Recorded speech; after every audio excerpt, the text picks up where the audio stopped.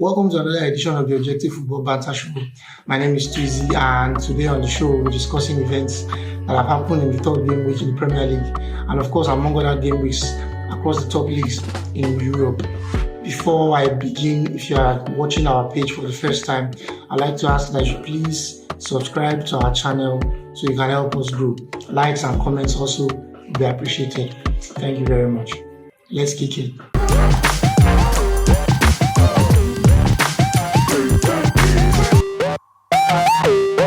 Alright, so Tottenham opened the game in the Premier League on game week 3, opened it with a 1-0 victory over Wolverhampton Wanderers. I personally thought that they were underwhelming. They played quite well. Wolverhampton are no easy pushovers. Like I usually say, there are no easy games in this league, and Wolverhampton really gave it a good fight.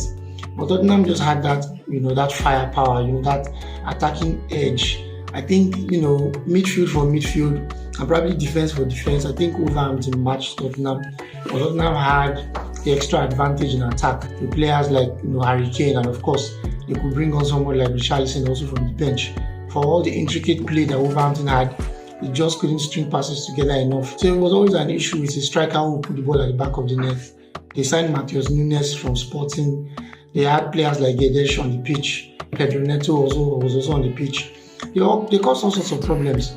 But the issue they just had was in the final third, they couldn't put the ball in the back of the net. So you get the feeling that they could have played that match all day and Wolverhampton wouldn't have scored. It's actually been an issue they really struggled with ever since Raul Jimenez, cracked his skull against Arsenal at the Emirates 2 years ago. It's been quite difficult for him to get back to his very best. I think Wolverhampton will do better, to sign the striker. There are rumors that they are going for Sasa Kalajic from Stuttgart, which is quite surprising because I expected Kalajic to join Bayern Munich.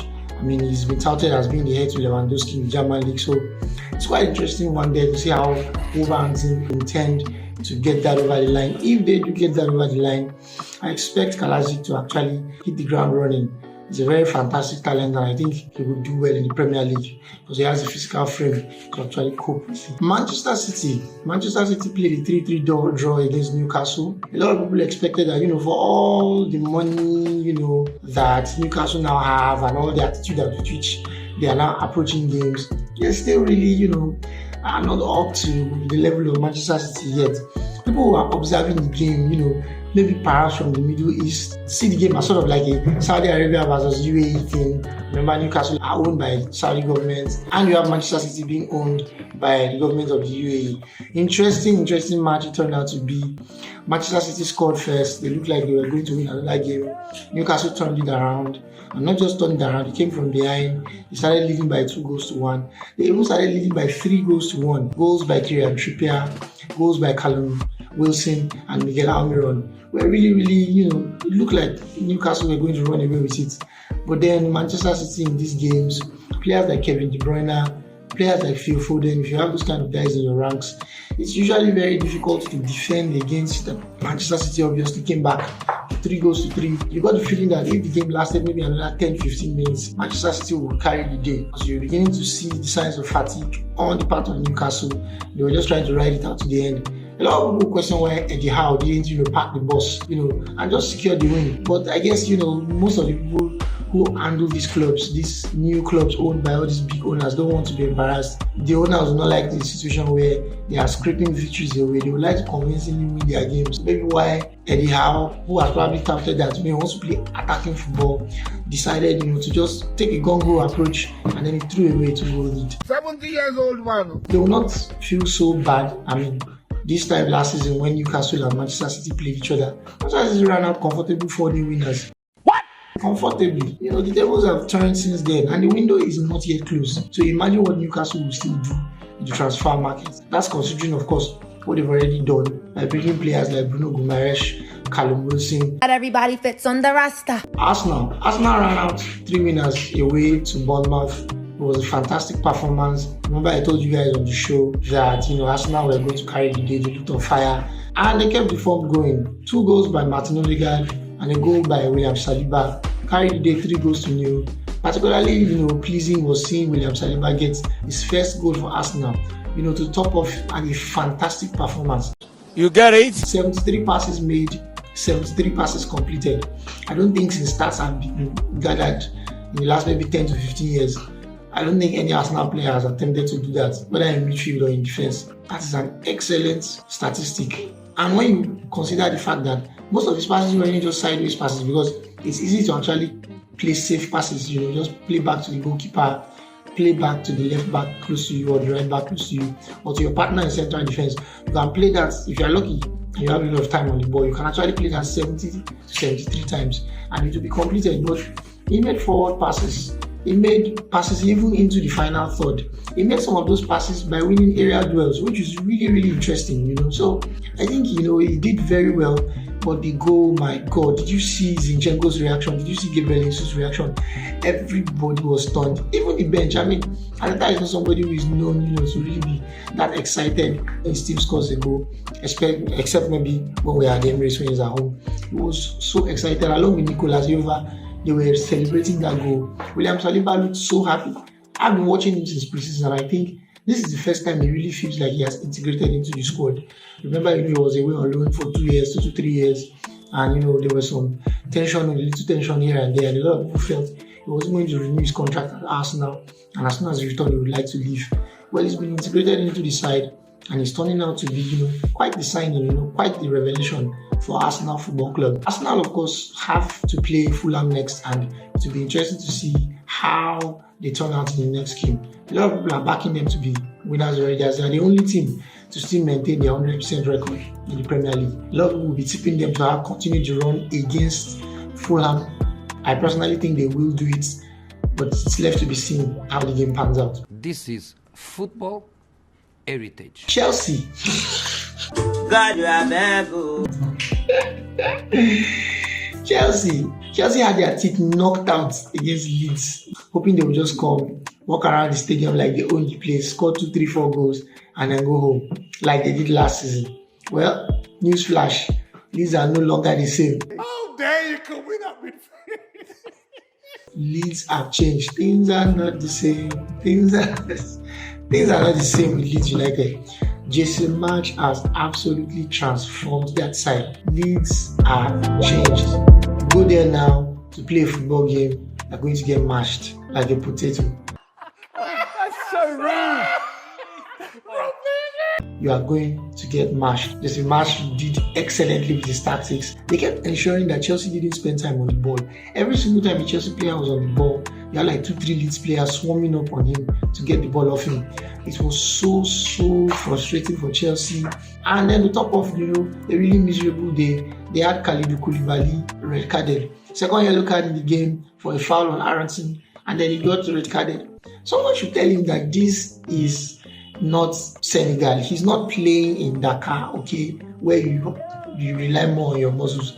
Not like most of African football, where you rely more on your muscles and your stamina than on tactics and on proper way of playing football, which is pretty much the story of African football. It was so disgraceful to watch, especially the second foul that ended with the red card. Really disgraceful. He wasn't even making any attempts to win the ball. He was just trying to pull the player's hair, his clothes and all that. It just didn't make any sense. Considering that you are already on a yellow card, why would you make such a stupid tackle? I think the people in the scouting department of Chelsea really have questions to answer. It's beginning to look like Manchester United now. Sorry, Manchester United fans. That's just what it is. Money and chaos. I don't understand why on earth they would have gone for a player like Koulibaly, 31-year-old, the most red-carded player in Europe's top 5 leagues in the last 4 or 5 seasons. Obviously not with enough stamina that he had like maybe 3 years ago.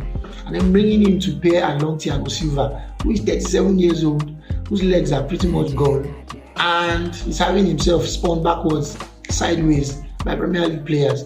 I really don't get what the strategy is. I don't get it. But they are trying to bring Fofana in apparently on a world record attempt, because Leicester, are refusing to sell him for anything less than 80 to 85 million, which will be excellent business considering they did the same thing to Manchester United by selling that slab head to them. Who couldn't end up, making the first team now against Liverpool. We'll get to that later. But Chelsea, somebody should explain to me what Chelsea's approach in the market is. They went for Rafinha ostensibly after Arsenal had gone in for him, had him snatched from them. They went back into the market, trying to sign players here and there.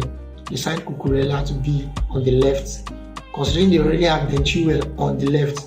They now have Ben Chilwell and Cucurella on the left, very expensive footballers, and none would like to sit on the bench. Right back, they have Reece James, pretty much covered there. They let Lukaku go, someone they signed just a year ago for £90 million. They let Timo Werner go, who they signed for £50 million 2 seasons ago. And they have Kai Havertz, who they signed for £75 to £80 million 2 seasons ago, and he's yet to score 20 Premier League goals. That's weird. And he's supposed to be a forward. So there are a lot of questions that I would like to ask. What is going on at Chelsea?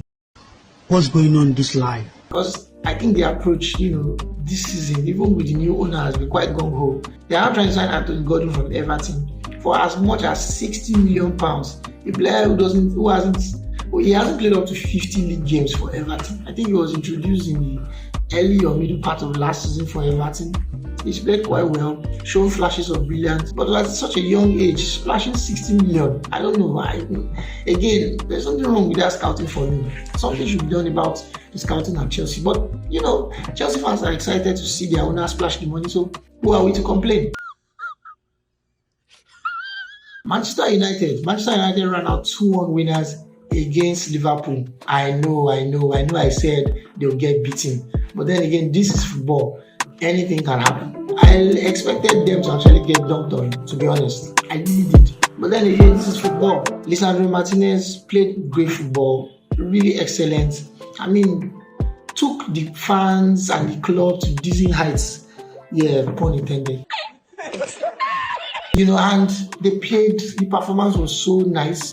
They played with heart, they played with vigor, there was a lot of excitement. They tried to win the ball many times off Liverpool. Liverpool, on their own part, relied on handling possession, and just hoofing it into the final third. But then you felt like they were really, really held back by some of the things that happened before the game. Injuries, red card suspension for Darwin Núñez. And as soon as the game had gone like maybe 10 to 15 minutes, you sort of had the feeling that, okay, it looks like Manchester United can take this. Manchester United really started to smell blood by the 15th minute. They already began to smell blood that, it looks like these people are for the taking. And for the taking, they were. Liverpool, for all their possession, just couldn't cut it. They had a consolation goal by Mo Salah after 2 goals scored by Jadon Sancho and Marcus Rashford. Marcus Rashford with the second goal. Salah had a consolation goal, but it wasn't enough, to get something away at Manchester United. Liverpool, for all the attacking prowess, really looked like they didn't have it all together. So it will be interesting to see how they, recover from this. Remember that they have like 4 players injured. Fabinho only came on in the second half. Darwin Núñez is suspended. Diogo Jota is injured. Thiago Alcantara is injured. I think Naby Keita is also not fit. I think he's injured as well. So there are a lot of issues there at Liverpool. I still expect them to, recover and pull back. I think they are still going to do very well, in the later part of the season. Perhaps in the next 1 month, they will recalibrate and be able to get themselves back. The question now is, how far behind will they be by the time they are ready to play? And I think, that's going to be the major question. If they are too far behind, I don't see them catching up with teams like Arsenal, who now look resurgent, who now look like a team that, perhaps will be the main thing to watch out for. Hey, y'all, come look at this. But to be honest, you have to laugh at Liverpool there. What was Van Dijk doing? Did you see him? Did you see his defending for that first goal? Absolutely shocking. My man looked like, all those election observers, all those European Union election observers in war-torn countries. Looking at the ballot, looking at the way, the votes were being cast. It was really crazy. Why are you, why are you putting your hands at the back like that? Jadon Sancho had 400 years to turn around in the box, compose himself, and look for a place, to put the shot in the far corner. It was so embarrassing. Very poor defending. Milner lost his mind. Milner had no option than to call him out yo, bro, what the hell is happening, man? Why are you putting your hands at the back like you got the front ticket to a show? Look at the way he bent and he was looking at the ball what is happening here? Look at this. I'm telling you, man, I think Van Dijk sometimes, I think he gets overrated, to be honest with you. As someone who's watched defenders in football for many years, I don't know. I just think Van Dijk is a tad bit overrated. Don't take my offer. I know Liverpool fans will be pissed to hear that, but it's just what it is. That's just my opinion. You should close that guy down. He shouldn't have had that much time to turn in the box. The time that Sancho was using to turn in the box, I will have put water on the fire. It will have been hot. I will have used it to make eba, warm egusi, put 2, 3 or 4 correct protein on top and eat. Then by that time, Sancho will have now finally turned. That's how much time the guy had in the box. They have like across Europe, you had clubs like Real Madrid running away with wins. Bayern Munich as well won. Barcelona ran out 4-1 winners to Sociedad. Ansu Fati coming from the bench to get 2 goals and an assist. It was excellent performance. Lewandowski looks like he's hit the ground running, scored twice as well. Really powerful performance. They looked shaky in the first 15 minutes. After they had scored, of course, so they had gone back in the game. They looked quite shaky, but they gained their composure, especially as soon as Rafinha and Ansu Fati came on. They really looked like a very sharp side. I'll be tipping them for a victory against Valladolid this weekend. I expect them to make amends for the draw against Rayo Vallecano 2 weeks ago. PSG ran out winners, of course, obviously. PSG, won their game as well. Real Madrid won their game by 4-1. Also, fantastic performance. Luka Modric rolling back the years. An excellent goal from outside the box. A wonderful assist for Vinicius. It will be interesting to see how those two match up this season, but it's looking like Barcelona are really going to give, if the performance against Sociedad, of course, was anything to go by, I think Barcelona are going to give Madrid, a huge run for their money this season. Alright guys, that's it for me from the Objective Football Banter Show this week. Remember to quickly like, subscribe to our channel if you're watching for the very first time. Alright, until when we see each other after the next game week, peace.